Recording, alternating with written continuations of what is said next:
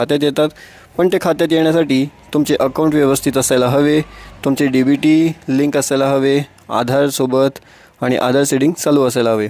मध्ये एक GR आला होता, त्यात असं म्हणण्यात आलं होतं की जवळपास 29 लाख लोक आहेत, त्यातले फक्त 19 लाख लोकांचेच जे आहे DBT लिंक वगैरे ते झालेले आहे. जवळपास 10-1 लाख लोक अशी होती ज्यांचे अकाउंटच DBT लिंक किंवा व्हेरीफाय झालेले नाही आहे. तर मग अशा व्यक्तींना ही जी रक्कम असते ही रक्कम त्यांच्या खात्यामध्ये जमा होत नसते. तर जर तुमचंही असं काही झालेलं असेल की तुमचं आधार कार्ड लिंक नाही आहे किंवा DBT लिंक नाही आहे किंवा तुमच्या अकाउंटसोबत ही माहिती लिंक नाही आहे, तर ते कदाचित तुमच्या खात्यात पैसे जमा होणार नाही किंवा जोपर्यंत तुम्ही हे करून नाही घेत सुधारितपणे तोपर्यंत तुमच्या खात्यात पैसे जमा होणार नाही.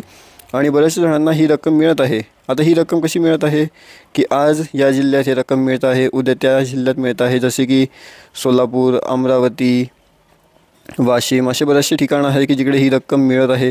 पण ही रक्कम सगळ्याच ठिकाणी एकाच वेळेस नाही मिळत. ही रक्कम टप्प्याटप्प्याने मिळते. आता रक्कम टप्प्याटप्प्याने का मिळते तर तुम्हाला माहीत आहे लाडकी बहीण योजना चालू आहे. तर लाडक्या बहीण योजनेमध्ये पण सरकारला बराचसा पैसा जो आहे म्हणजेच आपण त्याला निधी असं म्हणतो, तर निधी हा द्यावा लागत असतो. तर लाडक्या बहीण योजनेमध्ये पण दर महिन्याला 1500 रुपये द्यावे लागत असतात आणि त्याच्यामुळे जो सरकारची तिजोरी असते त्याच्यावर भार पडतो. पण आता जर सरकारने योजना काढली आहे तर त्या योजनेचा बरोबररित्या कसे पैसे केले पाहिजे, पैशाची सुविधा कशी करायला पाहिजे हे सरकारचं कामच आहे. पण आता योजना काढून टाकली पण सरकारकडे पैसेच नाही आहे द्यायला, तर मग तुम्हाला हा पैसा मिळण्याला उशीरच होणार आहे. मिळणार नाही असं नाही, मिळणार पण थोडा उशीर होऊ शकतो, कालावधी लागू शकतो. आता तुम्हाला ही गोष्ट माहीत असेल की बऱ्याचशा जणांना 2 महिन्याचे किंवा 4 महिन्याचे पैसेसुद्धा एकत्र येतात. म्हणजे जसं सरकारकडे निधी येतो, आता ज्या लोकांना 1 महिन्याचे मिळाले पण पुढच्या 2 महिन्याचे पैसेच नाही मिळाले, तर मग त्या लोकांना जे 2 महिन्याचे मिळालेले नसतात त्या व्यक्तींना म्हणजे त्या निराधार लोकांना जी काही रक्कम असते, मग ते लाडकी बहीण योजना असो किंवा ती संजय गांधी निराधार योजना असो, या दोघंही योजनांमध्ये हा एक नियम आहे की जर तुम्हाला एखाद्या महिन्याचे पैसे नाही मिळाले तर ते पुढच्या महिन्यामध्ये त्या दोघी महिन्यांचे पैसे ॲड होऊन येतात. म्हणजे 1500 अधिक 1500 असे तुमचे एकूण मिळतात. 3000 रुपये हे तुम्हाला पुढच्या महिन्यामध्ये येत असतात. आणि अशाच रीत्या ज्यांना 4 महिन्याचे रक्कम नाही मिळाले त्यांना 4 महिन्याचे मिळून 6000 रुपये असे जमा होत असतात. आता बऱ्याचशा जणांनी खाली कमेंट करून म्हणजे बरेचसे जे लाभार्थी आहेत त्यांनी कमेंट करून सांगितलेसुद्धा होते की त्यांना 6000 रुपयेसुद्धा त्यांच्या खात्यामध्ये जमा होण्यास सुरुवात झालेली आहे. काही जणांनी सांगितले आहे की त्यांना 1500 रुपये मिळाले व काही जणांचे कमेंट असे आलेले आहेत की त्यांना 1200 रुपये मिळालेले आहे.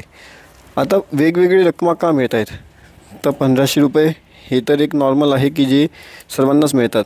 पण काही जणांना 1200 रुपये मिळाले, तर ज्यांना 1200 रुपये मिळाले त्यांनी तर ही चौकशी त्यांच्या जवळपासच्या कार्यालयात जाऊन करायला हवी किंवा तुमच्यासोबत जे इतर लाभार्थी असतील त्यांनासुद्धा तुम्ही एखाद्या वेळेस विचारावं की तुम्हाला नेमकी किती पैसे रक्कम जमा झालेली आहे. तसेच 1500 रुपये तर तुमच्या खात्यात यायला हवी किंवा तुमचं याआधी अकाउंटमधनं काही पैसे कट झाले असतील किंवा तुमची जी बँकेचे चार्जेस असतात ते जर कट झाले असतील तर मग ते 300 रुपये कट होऊन तुमच्याकडे फक्त 1200 रुपये जमा झाले असू शकतात. तर हे जे आहे ते तुम्ही बँकेलासुद्धा विचारू शकतात. शक्यतो तर 1500 रुपये येतात. ज्यांच्याकडे नाही आले त्यांना 2-3 महिन्याचे एकत्र करून किंवा 4 महिन्याचे एकत्र असे 6000 रुपयेसुद्धा मिळू शकतात. आणि राहिला प्रश्न पगारवाढीचा, तर पगारवाढी किंवा पेन्शन वाढची जी रक्कम असते म्हणजे 1500 रुपयावरनं 2100 रुपये, तर याबद्दल सरकारचा सध्या काहीही निर्णय झालेला नाही आहे. सरकारने सांगितलं आहे की आम्ही करू, पण कधी करू हे आम्ही सांगत नाही आहे सध्याच्या ठिकाणी. आणि सध्या सरकारच्या तिजोरीमध्ये एवढा पैसासुद्धा नाही आहे की ते सर्वांना वाटतील. म्हणून जी ठरवली आहे 1500 रुपये ते नक्की देणार आहेत. तसंच लाडकी बहीण योजना आणि संजय गांधी निराधार योजना जर तुम्ही दोघांचा अर्ज केला असेल, दोघं ठिकाणी जर तुम्ही पैसे घेण्याचा प्रयत्न करत असाल सरकारकडनं, तर सरकार तुम्हाला पैसा देणार नाही. एकही योजनेचा पैसा नाही मिळणार. त्यापेक्षा जर तुम्ही लाडक्या बहीण योजनेचा अर्ज केला असेल तर संजय गांधीचा अर्ज बंद करून टाका किंवा संजय गांधीचा केला असेल तर लाडक्या बहिणीचा बंद करू शकतात. कोणता तरी एकच चालू ठेवा जेणेकरून तुम्हाला पैसे लवकरात लवकर जमा होतील. आणि लाडक्या बहीण योजनेमध्ये पण बरेचसे जण असे आहे की लाडके भाऊ झालेले आहेत आणि त्यांनाही पैसे घेण्यास त्यांनी प्रयत्न केला होता. म्हणून मग सरकार थोडंसं आता एका स्ट्रिक्ट मोडवर आलेलं आहे आणि यामध्ये पण कटिंग छटिंग असं चालू आहे की जो योग्य लाभार्थी आहे त्यालाच पैसे मिळायला पाहिजे व जो योग्य नाही आहे त्याला पैसे मिळायला नको. अशा बऱ्याचशा गोष्टी आहे सरकार जे करत आहे. आणि जर तुम्ही दोघं योजनेचा लाभ घेणार असाल तर तसं शक्य नाही आहे. कोणत्याही एकाच योजनेचा लाभ तुम्हाला मिळणार आहे. मग तुम्ही एक तर संजय गांधी ठेवा किंवा मग लाडकी बहीण ठेवा. आणि जर 2100 रुपये होणार की नाही होणार तर याबद्दल जी काही माहिती असेल ती तुम्हाला पुढच्या येणाऱ्या व्हिडिओमध्ये करणारच आहे. तर तुम्ही आमचं चॅनल महत्त्वाचं जे आहे ते सबस्क्राईब करून ठेवा जेणेकरून अशी महत्त्वाची माहिती तुम्हाला सर्वप्रथम मिळत राहील. इंडिया न्यूज अपडेट या चॅनलला तुम्ही सबस्क्राईब करून ठेवा. अशाच नवीन नवीन माहिती तुमच्यापर्यंत सर्वप्रथम मिळत राहतील। आणि आता कधी मिळणार आहे तुम्हाला ही रक्कम, कधी जमा होऊ शकते, तर पहिल्या काही आठवड्यामध्ये रक्कम जमा होते असते आणि जर समजा नाहीच झाली तर मग महिन्याच्या शेवटीसुद्धा ही रक्कम आपल्या खात्यात जमा होण्यास सुरुवात होत असते।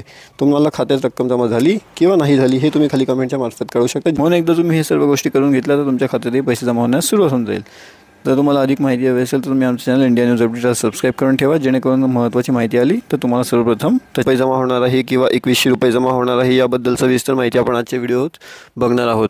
तर मित्रांनो, सर्वप्रथम या ही जी रक्कम आहे ती आपल्या खात्यात कधी जमा होते, तर ही रक्कम आपल्या खात्यात जमा होत असते जवळपास महिन्याच्या सुरुवातीला किंवा महिन्याच्या शेवटी। आता जर ही सुरुवातीला जमा होत आहे तर मग ही कधी जमा होत आहे, तर ही रक्कम आपल्या खात्यामध्ये जवळपास 1 ते 5 तारीख या तारखेमध्ये ही रक्कम जमा होत असते। तसेच मित्रांनो, आता मी तुम्हाला सांगणार आहे की ही रक्कम यायला वेळ का लागत आहे व काही लोकांच्या खात्यात ही रक्कम जमा होत आहे पण काही व्यक्तींच्या खात्यामध्ये ही रक्कम जमा होत नाही आहे।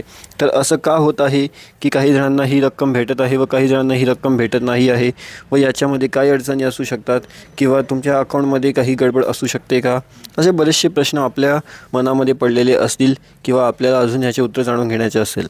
तर मित्रांनो, हा व्हिडिओ तुम्ही आता पूर्ण बघा, जेणेकरून संपूर्ण माहिती तुम्हाला सविस्तरपणे ऐकायला मिळेल।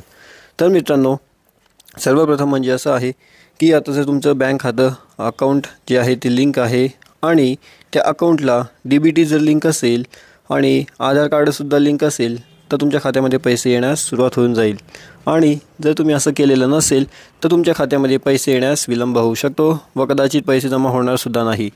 तर सर्वप्रथम म्हणजे काय महत्त्वाचं आहे की तुमचे अकाउंट लिंक असलं पाहिजे आधार कार्डासोबत, तसंच पॅन कार्डासोबतही तुमचं अकाउंट लिंक असायला हवं आणि ह्या दोघांसोबतच तुमच्या खात्याची DBT ही जी सर्व्हिस असतं हे चालू करायला पाहिजे, म्हणजे की डायरेक्ट बेनिफिशरी ट्रान्सफर। आता डायरेक्ट बेनिफिशरी ट्रान्सफर म्हणजे काय असतं, आधी जो पैसा असायचा तो त्या जिल्ह्याच्या ठिकाणी यायचा आणि मग तिकडनं तुमच्या खात्यात वितरित केला जात होता, पण आता तसं करायची गरज नाही।